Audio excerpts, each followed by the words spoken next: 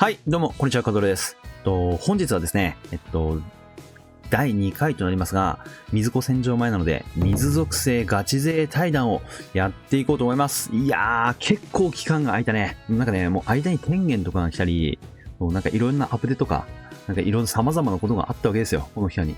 で、なんか、もう伸びに伸びて、この時間になっちゃったんですけど、最後のね、レジフェスの更新が終わって、古戦場まであと数週間ということで、今回もね、水属性ガチ勢の友地さんに来ていただいて、いろいろ話を聞いていこうと思います。はい、では本日もよろしくお願いします。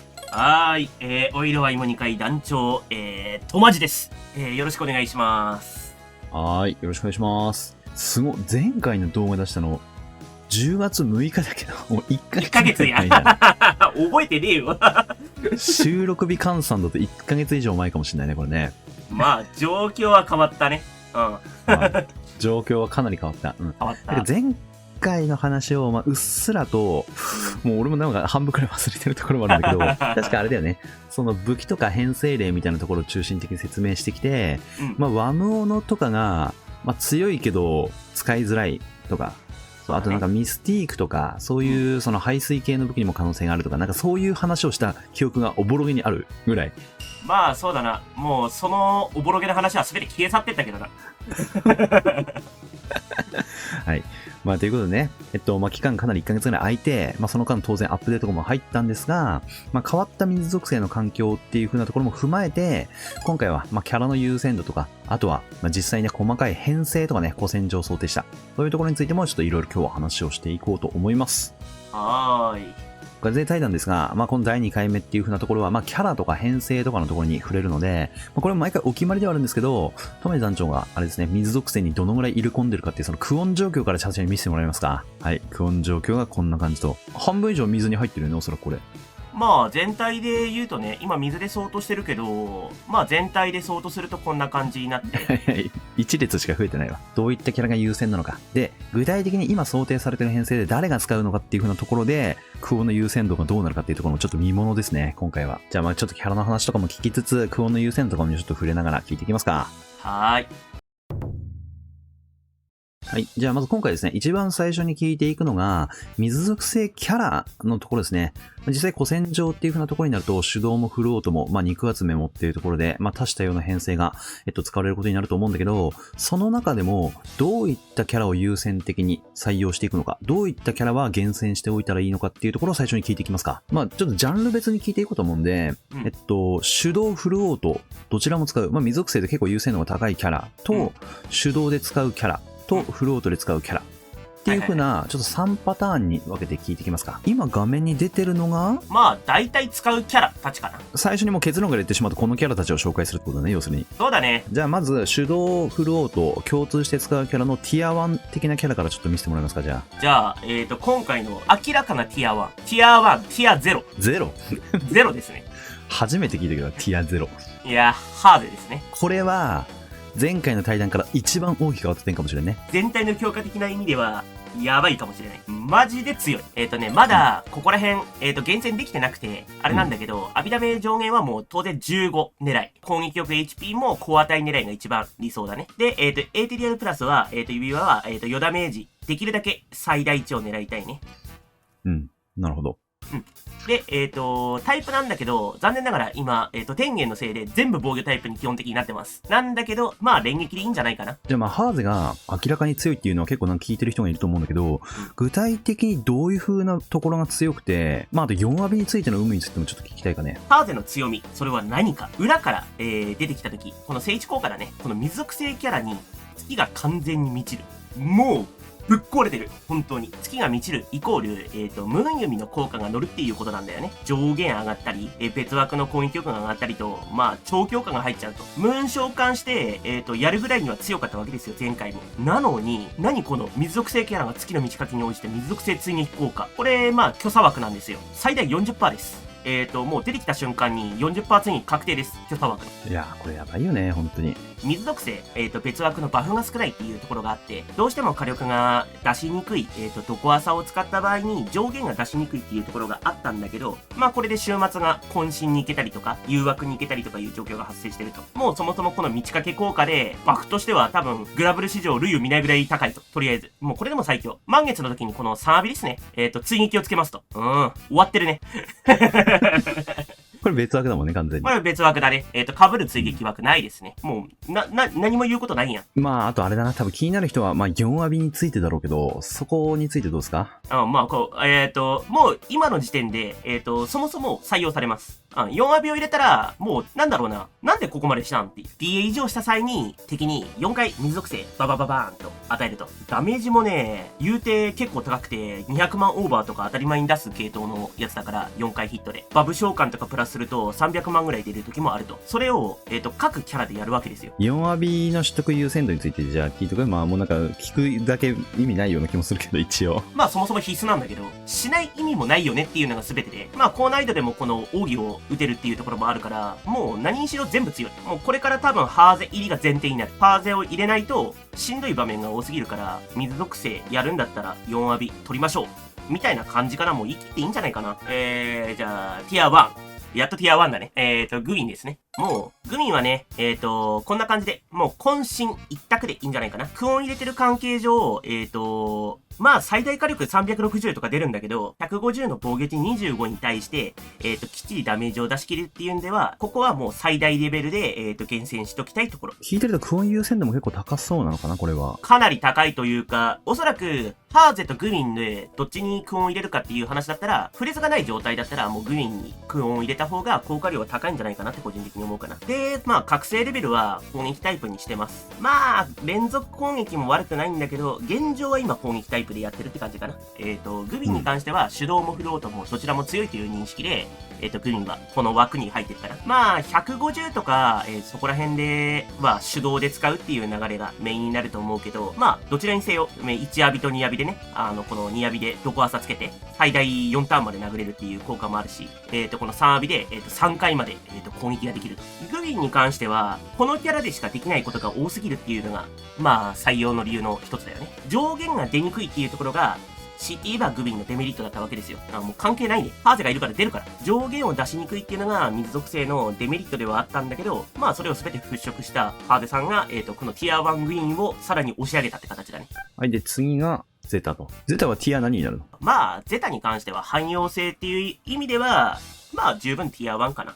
厳選に関しては、ちょっとクリティカルを外してます。わざと。一旦ね。まあ、ここに関してはあれなんだけど、まあ、いずれつけてもらうこと。古戦場でブレを嫌ってるから、今のところ外してるだけで、まあ、いずれ振ります。で、同じく、渾身の厳選に自分はなってますね。これ渾身なんだね。よだめじゃないんだね。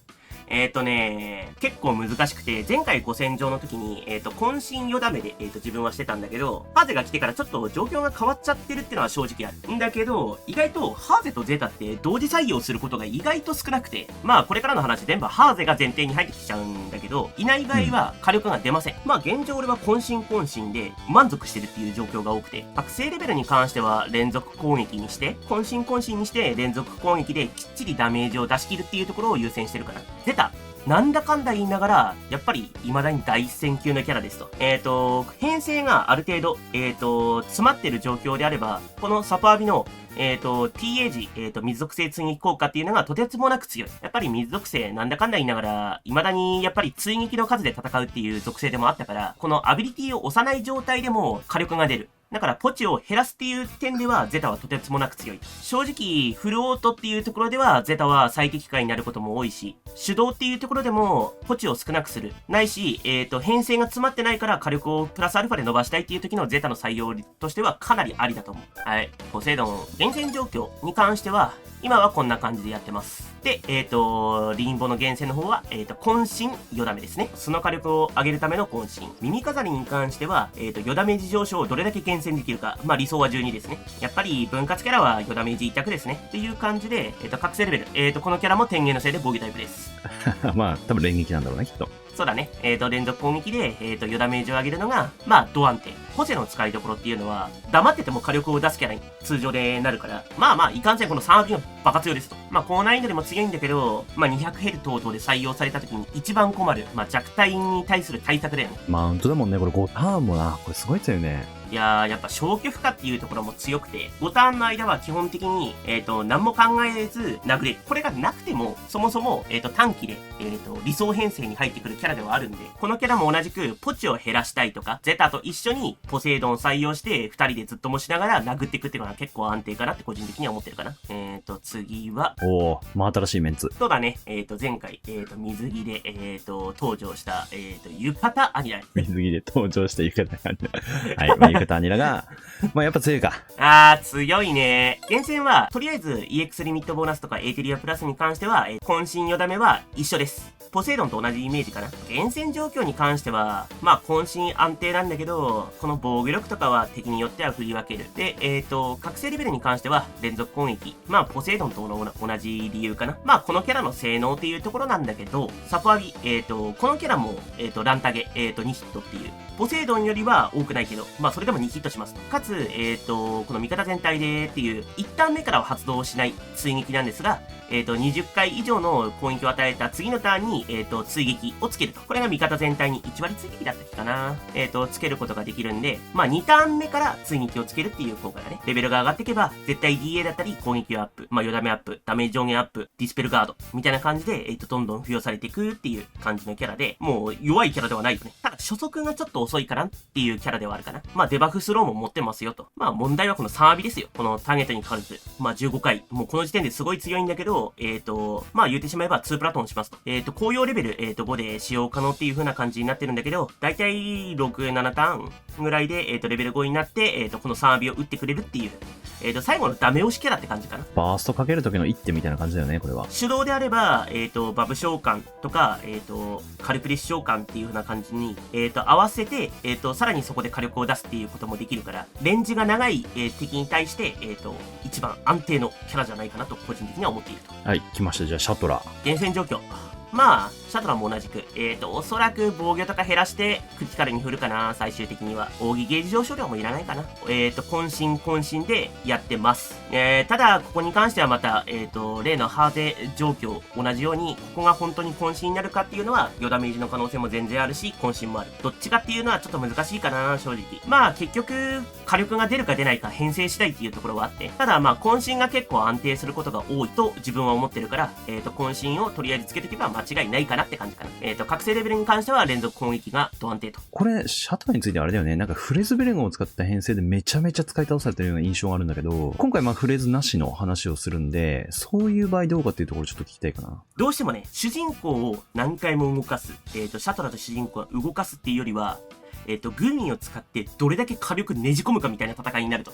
そうなるとやっぱり難しいというか入りにくいんだよね。ただそれでも全然強いのは確かだし、フルオートとか、手動で入ってくるって言われても、自分の想定ではちょっと入れにくいなって思ってるんだけど、入ってきてもおかしくないとは思ってる。だから複数ターン、やっぱり、このシャトラの、1アビ、2アビ、3アビってあるけど、この2アビが4ターン。だから、4ターンきっちり殴る状況があれば、だから4ターンで締めれる状況ってのがあれば、まあ、シャトラは激強になるとは思う。で、まあ、もちろん、2アビを使ったら、必ず TA。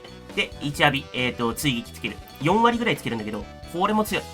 古戦場で重要となる可能性があるのが、3アビのディスペルガードかな。ハーゼを使うとかいう話はあったんだけど、一番最初に。じゃあ、ハーゼをどうやって出すんかって言われた時に、まあ、なかなか出しにくいんだよね。そうなった場合に、3アビを使って防御力を上げるっていう、主人公とシャトラの防御力を上げてガッチガチにして、敵の攻撃を受けて、落とさないような状態にして、後ろから2人出すっていう流れが結構理想ムーブだったりもする可能性はあるから、再行動するから、主人公と、シャトラがアビダメ2回発生するわけですよ。ハーゼの4アビを使えば。だからもうこの時点でハーゼと主人公だけで4回分のハーゼの4アビが発動するというところもあるんで、この3アビで、シャトラを生き残らせる。主人公を生き残らせて、ディスペルガードも付与しながら、殴り切るっていう動きも、なかなか強そうだなって個人的には思ってる。まあ、以上がとりあえず、フルオート、手動、どっちも使えそう、みたいな感じかな。じゃあ次、手動で使いそうなキャラについて、ちょっと解説してもらえますか。じゃあまずティア1からか。ティア1。ワンチャンルシオティア1超えてるかもしれん。お、マジで？いや、ちょっとルシオ強すぎるな。替えが効かないね。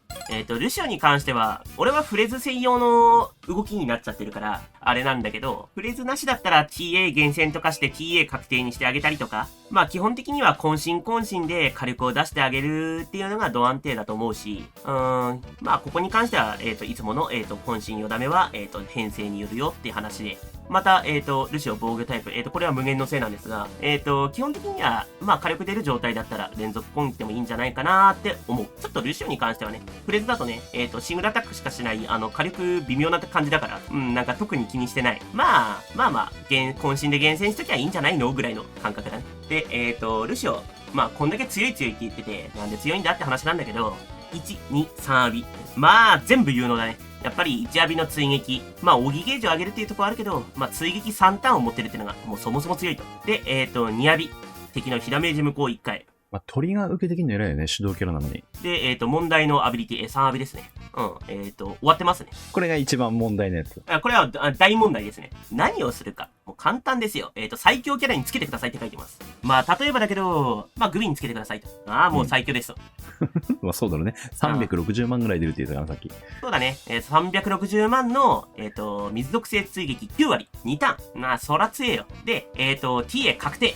必ず TA を2ターン付与します。この非属性カット 70% っていうのも、弱体耐性っていうのもどっちも偉い。まあさっき言ったように、1ターン2ターン動くっていう時に非属性ダメージカット。まあ言っちゃえば火力出したいキャラっていうのは落としたくないキャラだよね。だからまあ主人公ないしグインないし、火力出したいキャラにつけて 70% カットを受けて敵のトリガーを受けたらどうなるかっていうと、ルシオを落とせるっていう状況が作り得るかもしれない。なんだけど、主人公ないし、グビンないし、みたいな感じなのは、70% カットできっちり耐えてきれるっていうのを、状況ができるわけですよね。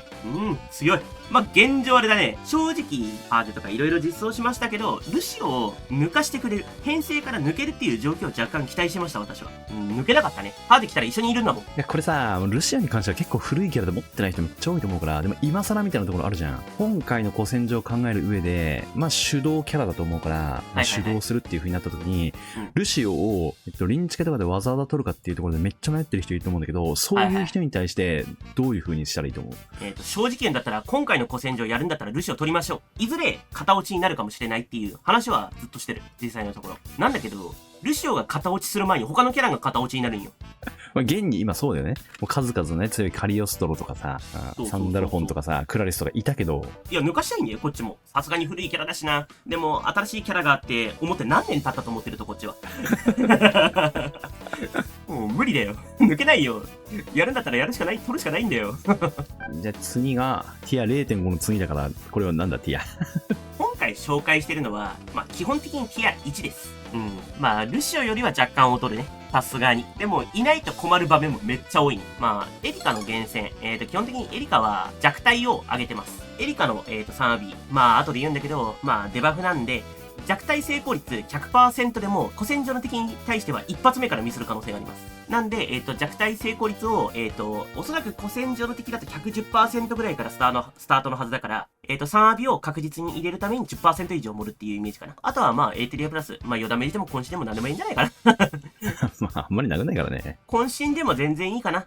なんとなくヨダメージ入れてるけど俺は。まあ強いのが出たらそっちを使いましょう的なノリ。まあ正直そんなに影響することは少ないと思う。まああとは、攻撃ゲージ上昇量とかはムーブによっては必須になってくる可能性もあるかなっていう感じかな。まあ覚醒レベルとかは防御になってるけど、敵の攻撃落とすか落とさないかっていうところが大事。まあちなみにこのエリカは私は無限のせいで防御になってます。エリカの強み、自分以外の、キャラが関係かなしでっていうのは、グインの3アビとかね、90万ぐらいポヒュンポヒュンと与えてくれると。まあこれがね、思いのほかバカにならなくて。だから、まあ自身ちょっと火力低いんだけど、その分、補填してくれるぐらいの火力は出してくれるっていうのが意外とこの強さ。アビリティなんだけど、この3アビ、防御力ダウン、水属性防御ダウンっていうのがついてるんだけど、これトータルして 40% あります。で、強化効果を1つ無効がついてるんで、裏に、マリアを入れると、10% の累積が入るんで、トータル、防御影になるという、めっちゃ強いデバフです。1ポチで防御加減はね、すごいね。ベルゼバブかみたいな。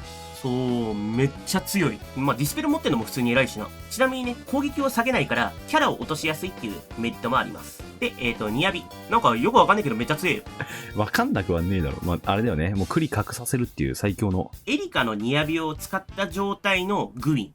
使わない状態のグイーン、全然火力の出し方が違います。この通常攻撃でよだめアップだね。問題は。これがね、15% ぐらい上がるんだよ。天使枠の加算で。火力が高いキャラに使えば使うほど、めっちゃ実感できるね、この強さは。まあ、2アビ、まあ、めっちゃ強い。まあ、1アビ、もう一回動く。なんか、1人2プラトンすると。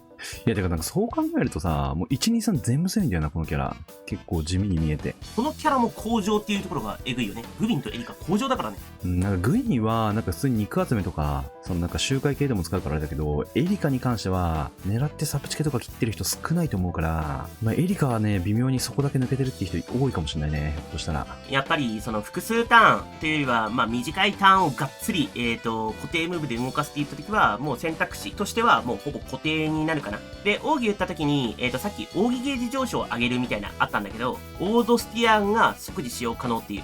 そもそもこの最強だって言ってる2アビが即時使用可能になるのもよくわかんないんだけど、指令を付与っていうのがあって、これが、1アビを打った時に指令を消費して、このアビリティがなぜか知らないけどもう一回使えるっていう、よくわかんない効果なんよ。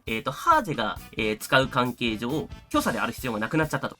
ハーゼの3アビで奥義ゲージ上昇があると。で、ルシオの1アビで奥義ゲージが上がります。っていうことは、奥義ゲージ上昇量を上げることによって、エリカだけが奥義を打つっていう状況を初っ端から作り得れば、この1アビを即時使用にしながら、2アビを使ってっていう動きができるかもしれない。実際のところ、去年、同じような動きっていうのが実際あって、それが1ターンじゃなくて2、3ターンだったとしたんだけど、チェーンを組まずに動くっていうのは結構大事な状況になってもおかしくないなって個人的には思ってるかな。あー、これ豆知識だね。で、手動についての重要なキャラは、これが最後かな ?3 人目のキャラです。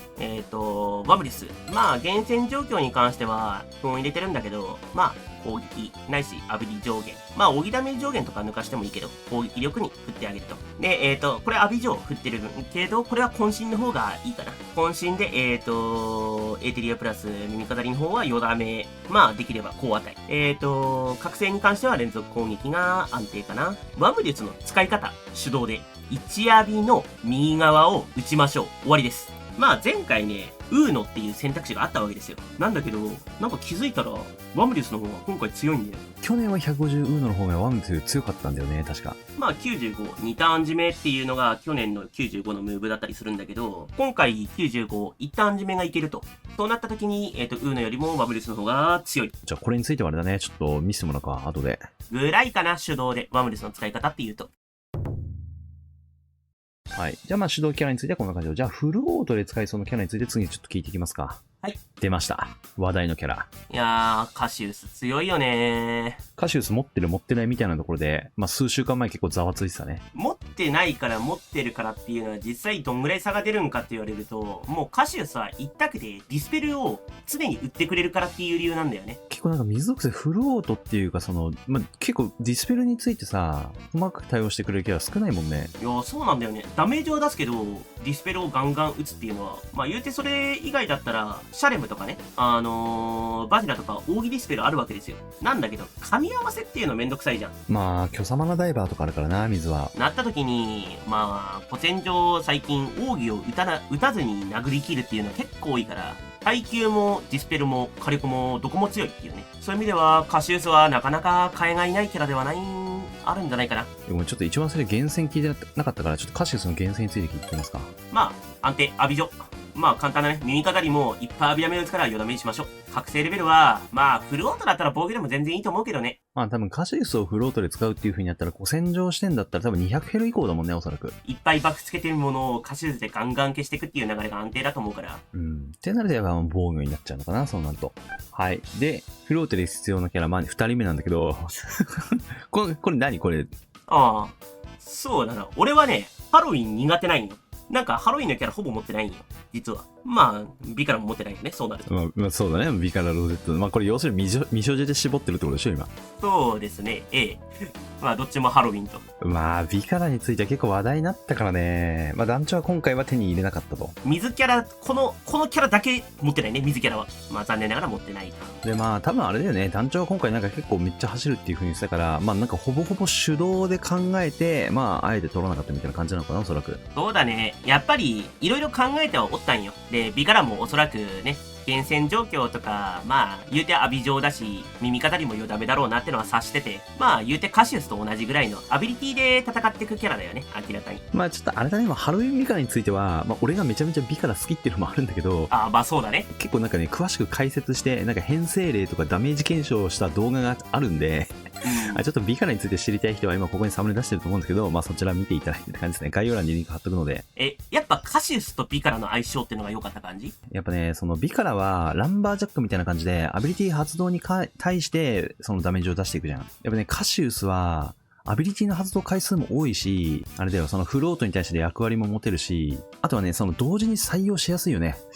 いやー、まあ、カシウス入れて、裏出しハーゼでとかっていう風な編成でやるとね、もうすごいよね。アトゥムとかの6億近くがある HP の敵が、もう10ターンもしないで沈むわ。ああ、よっぽどだね。うん、多分古戦場も10ターンかかるかかかんないかぐらいだと思う。だからもうダメージの水準は、ビカラがいるかいないかでは、もう多分運命だろうね、きっと。まあ、この攻撃開始時に属性キャラに二属性追撃効果っていうのがだいぶ強いんじゃないかなって思ってたんですよ。まあ、いかんせんね、アキラがいたから、競合しちゃってて、枠は違うんだけど、同じような性能のキャラをいっぱい入れることになっちゃうんで、実際のところ、ゼタも、まあ言うてしまえば似たようなもんなわけですよ。役割が多い方が入っちゃうよね。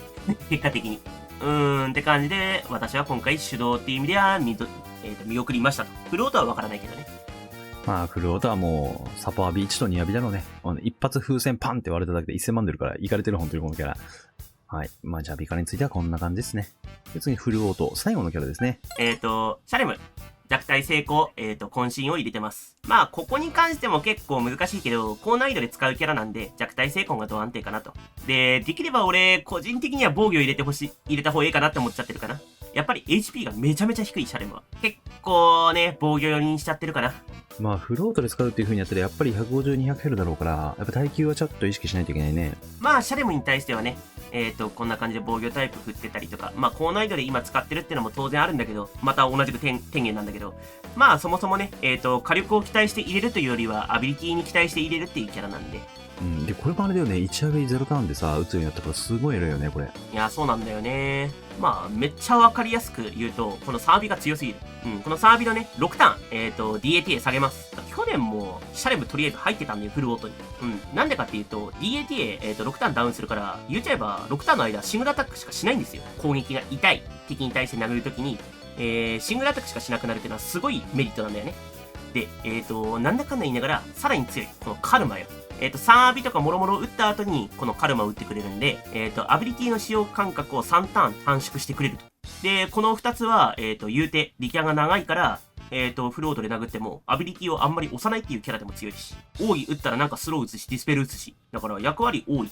意外とこう耐久低いんじゃないのって思うけど、全体耐久に関してはかなり貢献してくれるキャラなんで、俺はシャレムだいぶ強いと思っててね。まあ、実際これ最後って言ってるけど、まあ、いっぱいやっぱ入れたいキャラってのは多かったんですよ。言うてバジラも俺強いと思ってるし、カトルに関しては全然いいんだけど、入れようかなって本気で思った。普通に。入ってもおかしくないぐらい。でもティア1ではない。少なくともって感じかな。ちょっと難しいかなって思ったけど、まあここら辺を、まあピックアップして選んだって感じかな。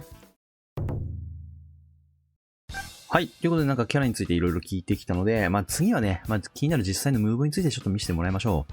まあ古戦場に対してっていう風なところが、まあこの対談の週のところではあるので、肉集め95ヘル、150ヘル、200ヘルの、まあそれぞれの手動編成の、まあ今の暫定的なものなんですけど、まあ現状考えてる編成っていう風なところを見せてもらえますか。はい。じゃあまず肉集めからですね。はい。肉集めは、まあこんな感じのキャラ構成になってます。はい。殴ります。はい。ドーン。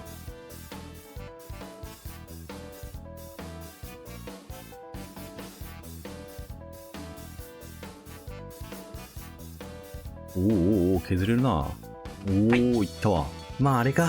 その前回とか前々回の古戦場でも候補とか、まあ実際に採用に至ってた巨差パンチってやつね、要するに。そうだね、巨差パンチ。前回だと、弾バフ中ないし、副弾バフ中ないしっていう結構縛りが多かったんです。なんだけど、なんか気づいたらいけるようになったね。意味わからないの詳しい編成見せてもらえますか？キャラは、まあまあ、こんな感じでやってるので、武器、こんな感じだね。技巧だね。ちなみに、言わせてもらいましょう。さっき防御タイプとかいろいろやってたんで、ポセイドンも防御タイプです。確かに。挙句の果てに、なんなら、オメガ武器、渾身じゃないです。連続です。まだ敷居は下がります。全然余裕で。それでもいけるんだね。うん。これでもいける。まあ全然もっと敷居下げてもらっていいんじゃないかなって思うね。まあ、ガリレオ2本目のところと、攻撃覚醒リンビック2本のところだよね。多分難しいところといえば。ガリレオ2本は、ワムリスをきっちり入れなきゃいけないっていうのも実際あるんだけど、こんだけ火力であれば、大祭もう1本増やしてもいいと思うし、まあ結局、キャラの厳選によるっていうのがかなり寄ってくるから、ポセイドンの余ダメージをきっちり厳選するっていうのが一番大事。不穏入っちゃってるから自分も。水子戦場の2発目編成はちょっと俺もいろいろ考えたんだけど、やっぱね、その攻撃のみで TA とかでやると結構硬直踏んでたから、やっぱりなんかあれかもね、フレズベルグを使わない理想編成はこれになっちゃうかもね、そうなると。まあ、よっぽど早い人は踏むかもしれないけど、ほぼ踏まないはずだから、GC バルナのフレンドオーリュ、GC オーリュフレンドバルナでも全然いいんだけど、これ、いい編成ではないんですかね。はい。じゃあ、次95ヘルですね。じゃあ95ヘルについては、こんな感じのメンバー、クオンがえぐいな、マジで。いや、なんかね、こんなことするつもりじゃなかったんよ。いや、なんか気づいたらこうなってた、マジで。はい。じゃあ、実際の動き最初に見せてもらいますか。はい。まあ、キャラはこんな感じで。ここでワムディスを使ってくるわけね。そうだね。とてもワムディス強いんですよ。マナダイバーと。やっぱマナダイバーなんだかんだ言いながら強いね。で、4ポジにしようか結構、あれだね、早いね。フレーズなしとかで考えると。そうだね。まあ実際これちょっとタラレバがあるからまだわからないっていう状況ではあるんだけど。60万の4ヒット。すごいね。はいって感じかな。はい。ユリナスの仕留められるのが 20% まで削ったら仕留められる感じだったと思うから、残り 2% ぐらいだけど、そうだね。その特殊トリガーとかでワムデスに被弾するとワムデスがニアビを発動するから、それを込みで、みたいな感じか。そんな感じなんだけど、ちょっと編成見てみると、さっきのね、肉稼ぎの時も言ったんだけど、ポセイドンそもそも防御タイプだから。確かにね。結構伸びると思うよ。結構伸びると思うし、武器に関してはね、こんな感じになってて。出たー。もう今回も技巧と。でも95はそうか。言うて、こんな渾身22になってるから、渾身3あるけどなんか入れてなかったし、俺。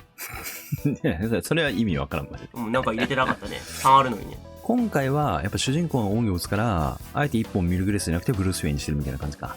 そうだね。なんならミルグレスじゃなくてブルースフィア2本の方が強いね。ここに関しては。TA 確定しちゃってる関係上、火力を出すって意味だったらあれかもしれないけど、ブルースフィアで多分扇上限上げた方がフォロー入るんで。なんか TA 確定で思ったけど、これあれだね。さっき言ってたルシオ使ってないね。そう。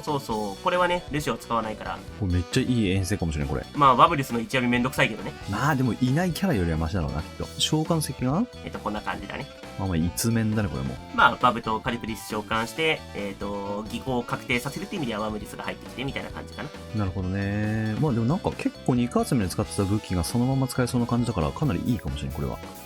ただ、クオンがあることは忘れないでくれ。いやー、多分それだな。4ポジ2召喚で今ギリギリ通ってるみたいな感じだけど、クオンがどんぐらい入ってるかによって、それが1ポジ増えるかどうかっていうところは結構あるかもしれないね、マジで。だから、下手するんだったら、このワムリスの部分を、水着ベリアルにしてあげて、大祭にしてあげて、軽く下がるけど、全体攻撃食らって、水着ベリアルの反撃で倒しながらっていうのが、理想にはなるかな。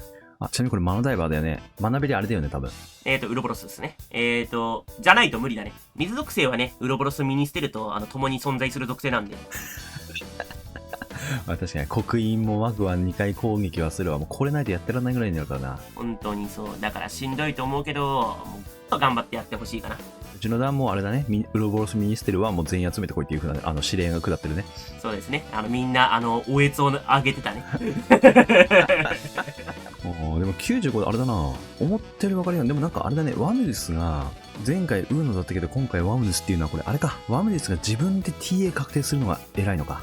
自分で TA 確定するのもそうだし、やっぱ、ウロボロスミニステルのおかげっていうのはかなりでかいんじゃないかな。主人公のね、この1アビト、2アビトで奥義で、これで刻印3つ負けるっていう状況が発生してるから、ウーノのでっかいダメージよりは、細々としたワムリスのダメージを出してる方が強いと言われれば、確かにってはなるかも。なるほどね。いやでもワムディスなんか普通にここで使う機会があったのは、結構なんか俺としては嬉しいわ。いや、俺もクオンやっと帰ってきたなって思ったもん。じゃあ今回はもうウーノじゃないんだ。ここは意外。でも、ウーノを使うとしたら、ルシを確実に採用しないといけなくなるから、そうだね。TA 確定しないからね。確かに、ムーブが圧縮されたっていう風になると、まあ、ワウンデスここで入ってきたかって感じだね。まあまあ、さすがに5ポチ2召喚がド安定にはなると思うけど。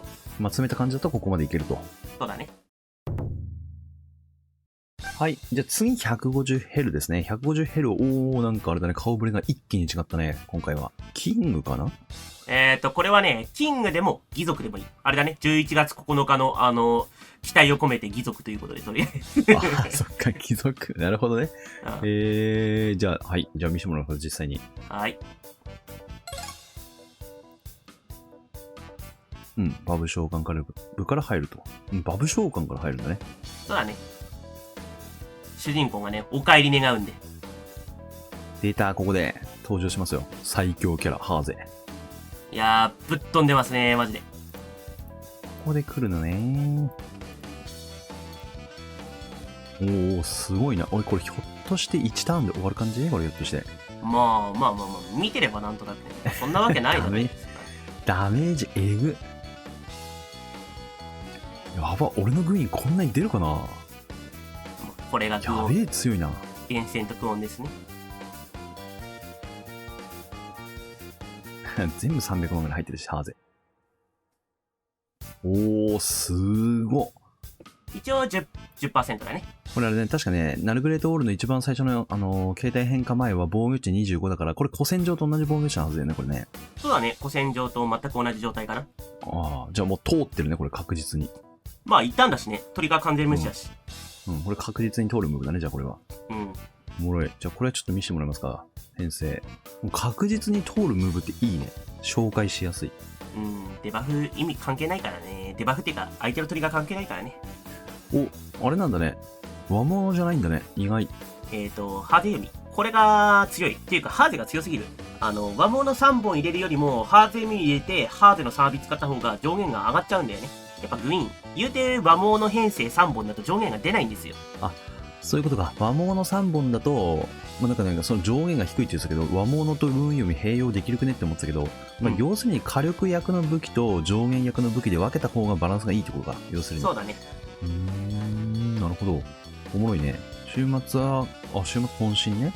まあ、巨砂週末とか、肉稼ぎの時やったんだけど、まあ、ハーデを出すと、巨砂の追撃4割が入ってるんで、ここを火力に寄せるっていうのがものすごい強いです。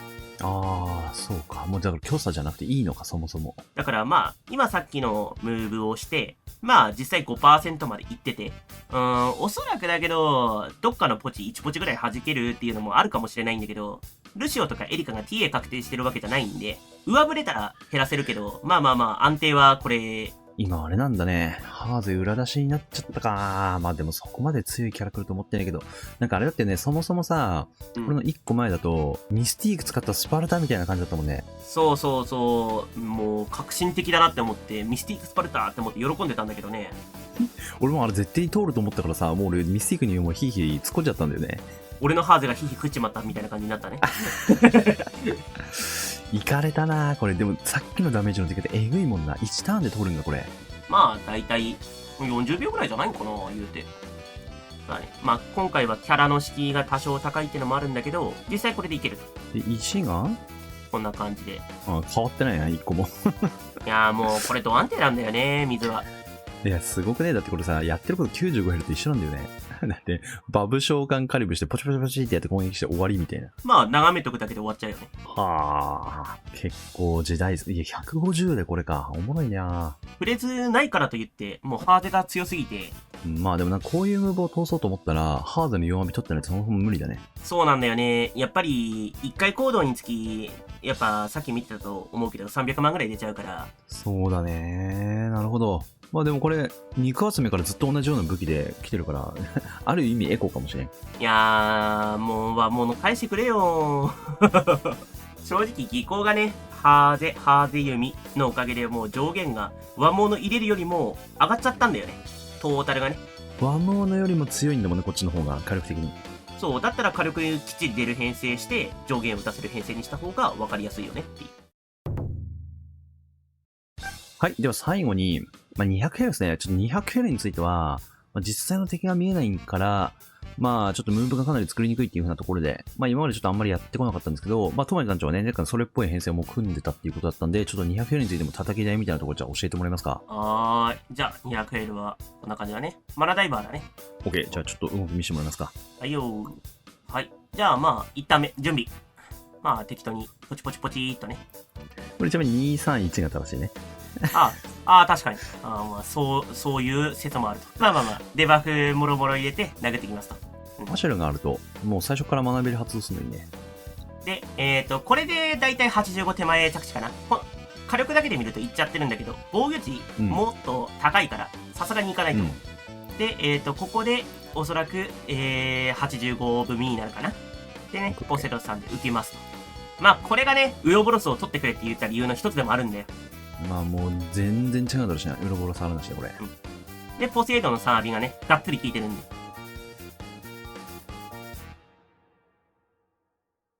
そうか、まあだからここで60付近のトリガー踏んだりしたりしても、その85トリガーも、まあ、デバフに関しては全然問題ないと。そう。でね、だいたいこの次かな。この次で、50を超えるぐらいかな。うん。まあここで超えましたと。超えましたと。ここでまだポセ3生きてるから偉いね。そうなんだよね。まあまだちょっといろいろ想定する状況っていうのはあるんだけど、まあそれでもいけるような気がするんだけど。で、このターン、一番最初に、バブ召喚します。50超えたからバブ召喚してまずディスペルしていくみたいな。まあこれ、次のターンとあれは 25% にディスペルがあるかどうかでちょっと話は変わってくるんだけど、そのシークレットトライアドが消えちゃうっていうのもあるから。なるほどね。だからここら辺はちょっと場合が変わるかもね。出た、これでね、ヤチまでバブはもう一回使えますってね。いかれてるこのムーブ。いや、同じことをね、やってるからね。で、アニラの3のおまけ付きと。そう。で、ドーン。いや、ここのバーストやばそうだな。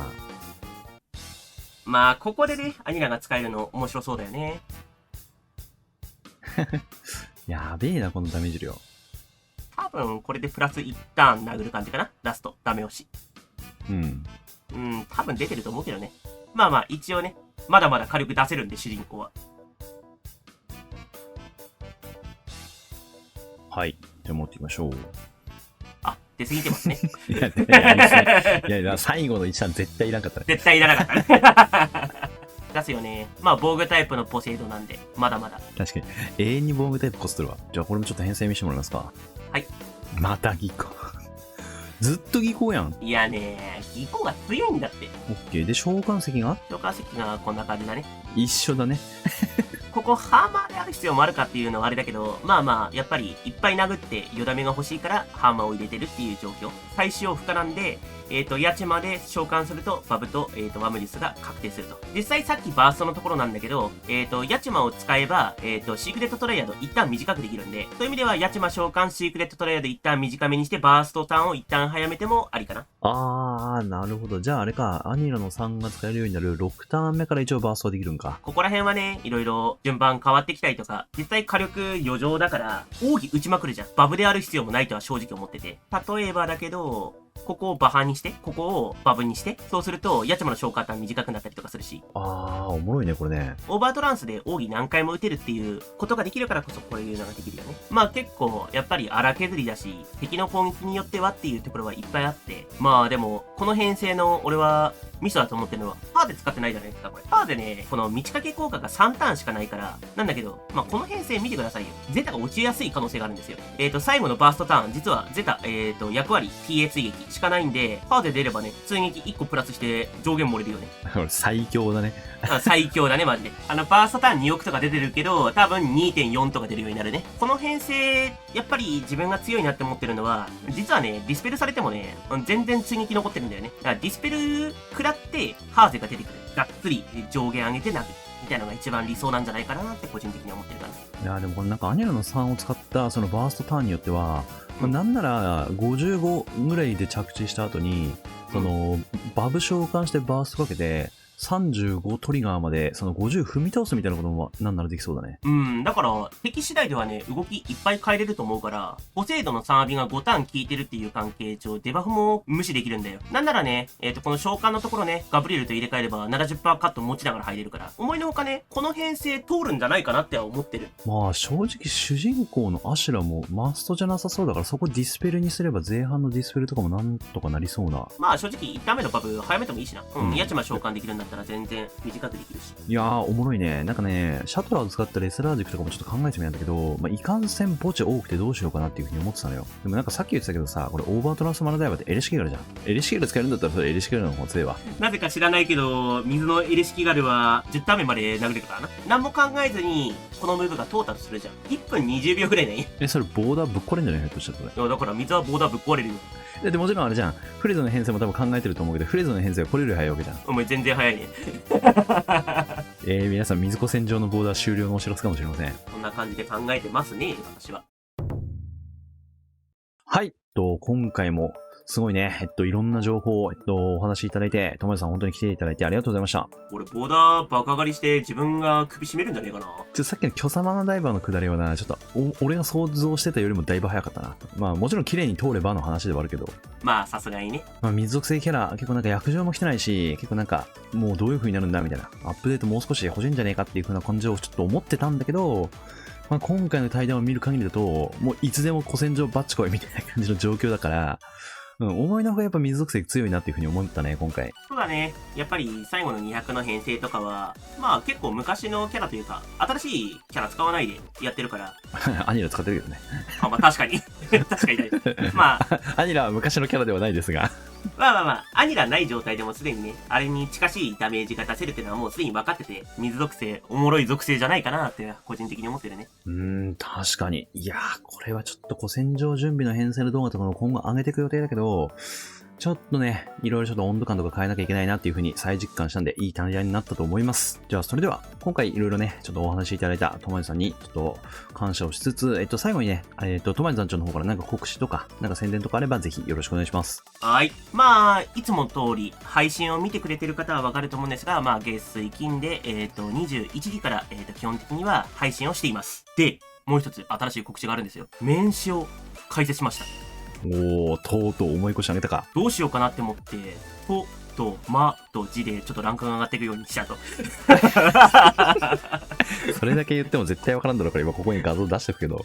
まあ、っていう風な感じになってるんですけど、まあ、解説したばっかりなんでね、ディスコの方に、新しいディスコの方を作って、そこで編成相談とかもろもろできたらいいなーっては個人的に思ってます。まあ、正直まだ作ったばっかりなんで、ディスコードの方に、いろいろ要望を出してくれれば、自分もそちらの方を作ると思います。ちょっと、水古戦場までは、きっちりとした、受け答えとかできるだけするつもりなんですが、一応ね、作れるやつはいくらでも作るんで、まあ一応そのような感じで、まだ始めたばっかりで、かつ全然、段取りできてないんですが、よろしくお願いしますと。まあ、ということで、水属性のこの編成とか、なんかいろんな話とか、もっといっぱい聞きたいっていう風な人は、まあ、ぜひね、トマジ団長が直接やり取りできるディスコードサーバーっていうのをメンバーシップの特典としてつけてるみたいなので、まあ、ぜひね、そちらもご検討くださいという風なことで、トマジ組トマジ組、まあ、早めに、綺麗にしとかんといけんね。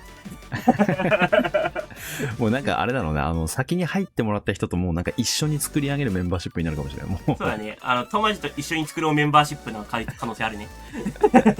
ということで、まあ、もっともっと水属性のこと知りたいっていう人は、ぜひそちらも検討してみてください。ということで、はい。じゃあ、まあ自分からももう少し告知になるんですけど、これ古戦場前とかに、まあ前回の属性とかでもやってたんだけど、まあ質問ライブみたいなのをやろうと思ってます。これもね、トマジさんのチャンネルでやろうと思ってて、一応今のところ予定してるのが11月17日の金曜日ですね。夜にトマジさんのチャンネルで疑問点っていう風なところを、まあ、リアルタイムでもらっていろいろ答えたり検証していくっていう風な、そういう配信しようと思ってます。で、一応ね、このタイミングにグラフィスが被るかもしれないんで、ちょっとガチャ更新の日程によっては、グラフェスのその更新当日に合わせたいから、まあ何着ても大丈夫なように。まあ、なのでひょっとしたら16とか18に前後するかもしれないんですけど、まあ、一応そんな感じで、中旬にね、何でも質問ライブみたいなのを予定してるんで、まあ、ぜひそちらもね、お楽しみにお待ちください。はい。では、今回のね、まあ、第2回ガチで滞在については、まあ、こんな感じに終わりにしていこうと思います。もしね、今回の動画が面白かったとか、いろいろ役に立って楽しかったっていう風な人に関しては、ぜひ高評価とクワトロチャンネルのチャンネル登録もぜひよろしくお願いします。はい。それでは今回の動画はこんな感じで終わりにしていこうと思います。最後までご視聴ありがとうございます。次の動画でお会いしましょう。